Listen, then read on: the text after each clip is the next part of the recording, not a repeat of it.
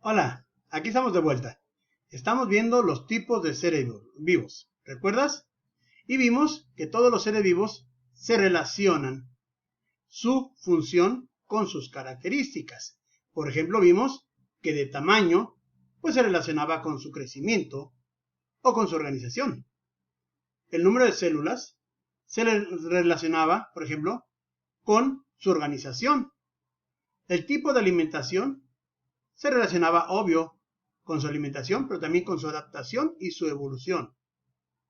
El tipo de alimento también se relaciona con su alimentación. Vamos a continuar conociendo los diferentes tipos de seres vivos y las diferentes características. Ahora veamos la sexualidad. Obvio, la sexualidad tiene que ver con su reproducción, tiene relación con su reproducción, pero también tiene relación con su adaptación. En este caso tenemos dos tipos de seres vivos de acuerdo a su sexualidad. Hay organismos sexuales, pero también hay organismos asexuales.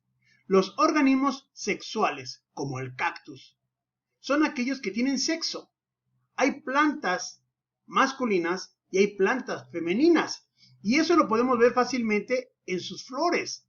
Las flores, las semillas, los frutos son prueba de que hay una sexualidad. De que no se reproduzcan como nosotros, los seres humanos o los animales que conocemos, es otra cosa. Recordemos, tenemos características similares, mas no iguales. Todos nos reproducimos de forma diferente, con órganos diferentes, pero todos tenemos una sexualidad, ¿sí? En este caso, las plantas también tienen sexo.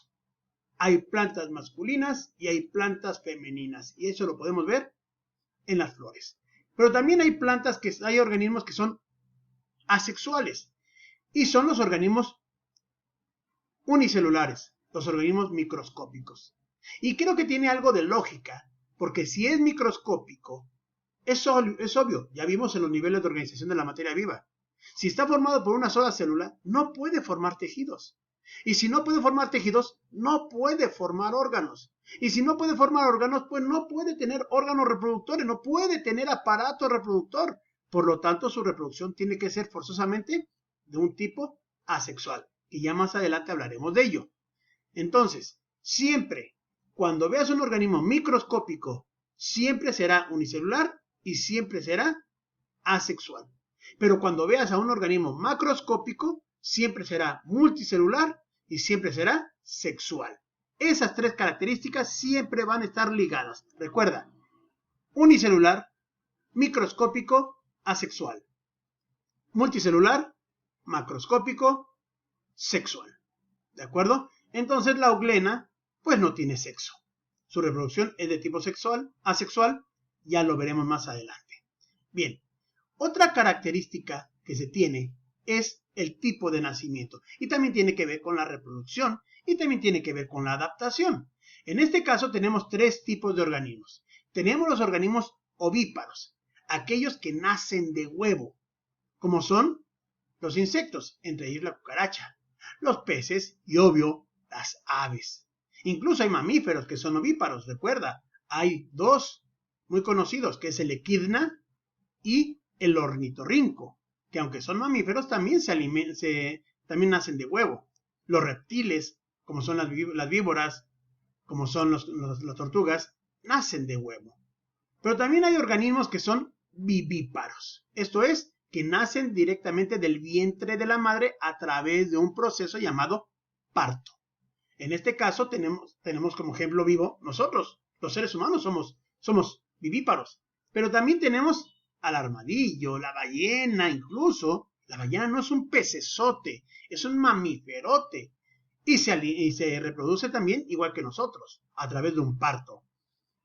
Pero también hay algunos que combinan tanto el huevo como el parto.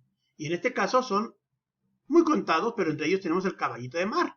El caballito de mar es un caso muy atípico, es un caso muy especial, porque es el macho el que incuba los huevecillos. Esto es, el macho es el que se embaraza. El macho es el que cuida los huevecillos y termina por echarlos fuera a través de un proceso de parto que es un espectáculo formidable, padrísimo. Ya lo verás en algún video por ahí. Entonces, estos son ovovivíparos porque nacen de huevo, pero a través de un parto. También existen los organismos, o más bien, existen tipos diferentes de seres vivos de acuerdo a su forma de vida. Y esto tiene que ver definitivamente con su adaptación. Por ejemplo, hay organismos que viven solamente en el agua, como es el lirio acuático.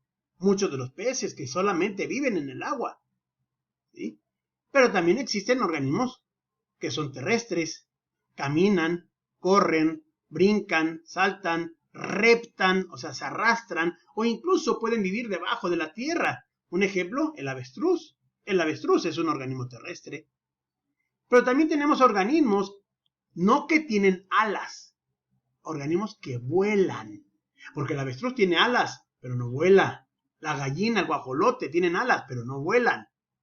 En este caso, son los que tienen alas. Y no son los pájaros, porque por ejemplo la mariposa no es un pájaro, es un insecto. Tiene alas y vuela. Y no todos los insectos tienen alas. Las hormigas, hay hormigas que no tienen alas. Entonces, son aquellos organismos que tienen alas y vuelan. Esos son los organismos aéreos. Bien, veamos otros tipos de organismos de acuerdo a su característica. Tenemos por el tipo de respiración. Y esto también tiene que ver, uno, con la respiración, pero también tiene que ver con su adaptación. Tenemos organismos que son aerobios o aeróbicos. Esto es, aquellos organismos que requieren del oxígeno para poder vivir. ¿Sabías tú que los peces se pueden ahogar? Claro que sí. Y se ahogan no porque estén en el agua, sino que se ahogan por falta de oxígeno. En este caso ellos, si tú tomas un pececito y lo sacas del agua, el pez se va a ahogar. ¿Por qué? Porque sus branquias no están adaptadas a tomar el oxígeno atmosférico, sino que las branquias toman el oxígeno que está disuelto en el agua. Entonces, cuando lo pones fuera del agua, no puede respirar. Es como si a ti te metieran dentro del agua. Tus pulmones están adaptados para tomar el oxígeno atmosférico, más no el oxígeno que está disuelto en el agua. Entonces, tú te ahogarías no porque estás en el agua, sino que te ahogarías por falta de oxígeno, que eso es lo que pasaría con los peces. El pez payaso es un organismo aeróbico, requiere del oxígeno para poder vivir. Pero también hay organismos que son anaeróbicos, organismos que no requieren del oxígeno para poder vivir, como por ejemplo la lombriz intestinal, la Ascarilombricoides. Esta lombriz que por lo regular vive en los intestinos de muchos niños, pues este animal pues no requiere de oxígeno, toma el mismo oxígeno disuelto entre sus alimentos, los alimentos que él consume, de ahí toma el oxígeno para poder vivir. Sí requiere el oxígeno, pero no requiere del oxígeno atmosférico. Y existe un tercer grupo que no lo menciono aquí, que son los llamados facultativos. Son aquellos organismos que si hay o no hay oxígeno, le da lo mismo, ellos viven. Y en este caso, pues son una gran cantidad de bacterias. Ellos serían facultativos.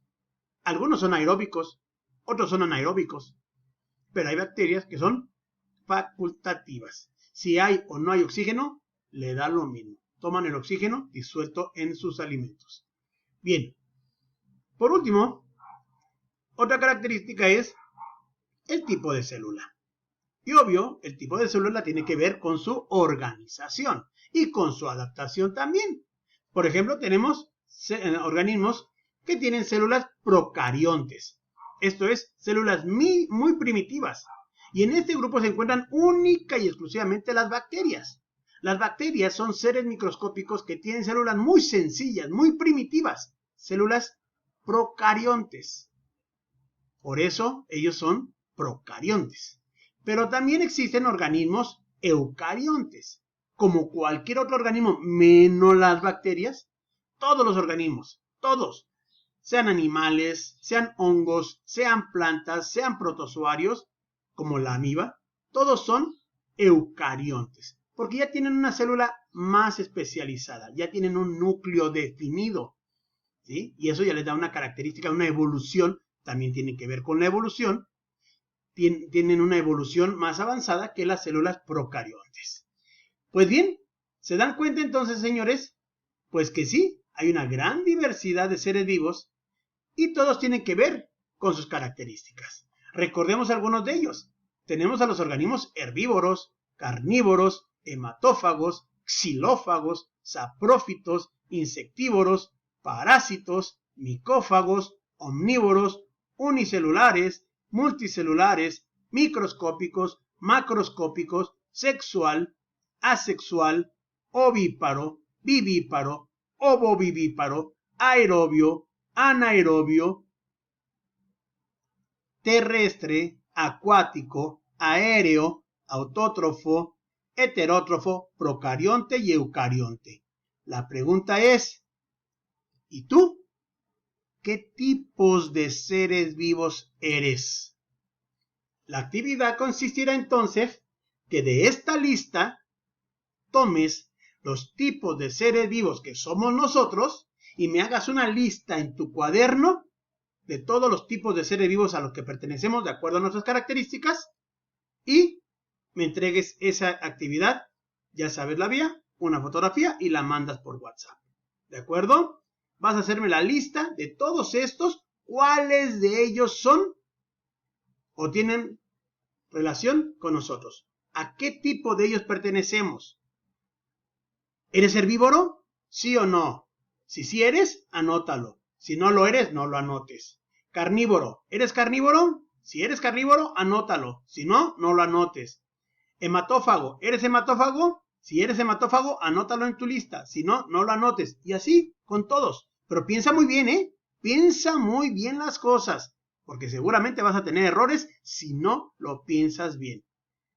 Si tienes dudas, no dudes entonces en repetir el video desde el primer video hasta este para que puedas recordar y poder hacer tu ejercicio. ¿De acuerdo? Así que espero tu actividad y sé que lo vas a hacer muy bien. Solamente pon mucha atención. ¿De acuerdo? Nos vemos. Espero tu trabajo. ¿Sale? Bye.